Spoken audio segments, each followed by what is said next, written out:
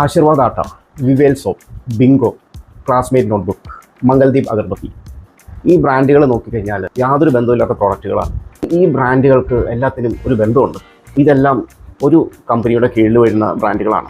അതും ഇന്ത്യയിലെ leading cigarette manufacturing company gold flake, Wills പോലുള്ള സിഗരറ്റുകൾ വിപണിയിലെത്തിക്കുന്ന ITCയുടെ ബ്രാൻഡുകളാണ് ഇതെല്ലാം.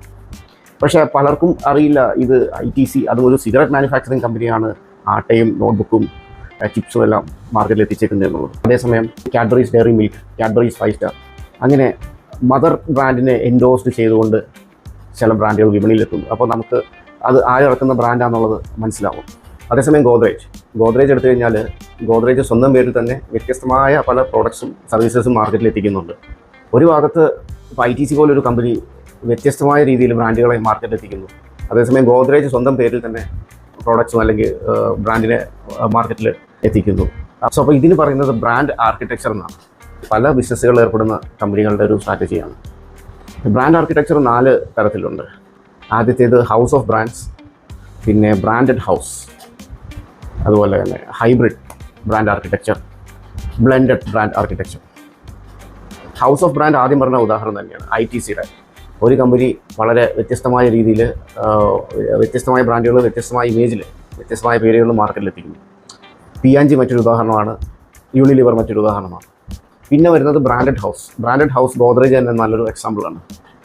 പല പ്രോഡക്ട്സ് ഒരേ ബന്ധമുള്ള പ്രോഡക്ട്സ് ആയിരിക്കും, അല്ലെങ്കിൽ വ്യത്യസ്തമായ പ്രോഡക്ട്സ് ആയിരിക്കും, പക്ഷേ പാരന്റ് കമ്പനി അവരുടെ പേരിൽ തന്നെ പ്രോഡക്ട്സ് വിപണിയിൽ എത്തിക്കുന്നു. പിന്നെയുള്ളതാണ് എൻഡോസ്ഡ് ബ്രാൻഡ് സ്ട്രാറ്റജി അല്ലെങ്കിൽ ബ്ലെൻഡഡ് ബ്രാൻഡ് ആർക്കിടെക്ചർ. അതിൽ നമ്മൾ മദർ ബ്രാൻഡ് യൂസ് ചെയ്യുന്നുണ്ട്. മദർ ബ്രാൻഡിൻ്റെ പേരോടുകൂടി തന്നെ മദർ ബ്രാൻഡിനെ എൻഡോസ് ചെയ്തുകൊണ്ട് തന്നെ അവർ പല പേരിലുള്ള ബ്രാൻഡ്സ്, പല കളറിലുള്ള പാക്കേജിങ് യൂസ് ചെയ്ത് മാർക്കറ്റിൽ എത്തിക്കുന്നു. നല്ലൊരു എക്സാമ്പിൾ കാഡ്ബറീസ് തന്നെയാണ്. പിന്നീട് വരുന്നതാണ് hybrid brand architecture. Hybrid brand ആർക്കിടെക്ചറിൽ നല്ലൊരു ഉദാഹരണം ടാറ്റയാണ്.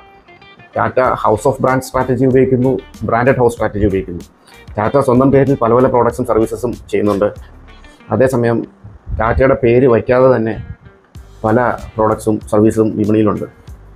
ഫോർ എക്സാമ്പിൾ ടൈറ്റൻ ടാറ്റയുടെ പ്രോഡക്റ്റാണ്. കുറച്ച് മുമ്പ് നമ്മൾ ഉദാഹരണമായിട്ട് പറഞ്ഞ ഗോദ്രേജ് പോലും ഈ hybrid brand architecture strategy use ചെയ്യുന്നുണ്ടെന്ന് പറയാം. യൂസ് ചെയ്യുന്ന ഗുഡ് നൈറ്റ് മാറ്റ് ഗോദ്രേജിൻ്റെ പ്രോഡക്റ്റാണ്. നമ്മൾ യൂസ് ചെയ്യുന്ന ഹിറ്റ് ഗോദ്രേജിൻ്റെ പ്രോഡക്റ്റാണ്. ആക്ച്വലി ഈ ബ്രാൻഡ് ആർക്കിടെക്ചറിൻ്റെ കാര്യത്തിൽ പ്രത്യേകിച്ച് റൂൾസ് ഒന്നുമില്ല.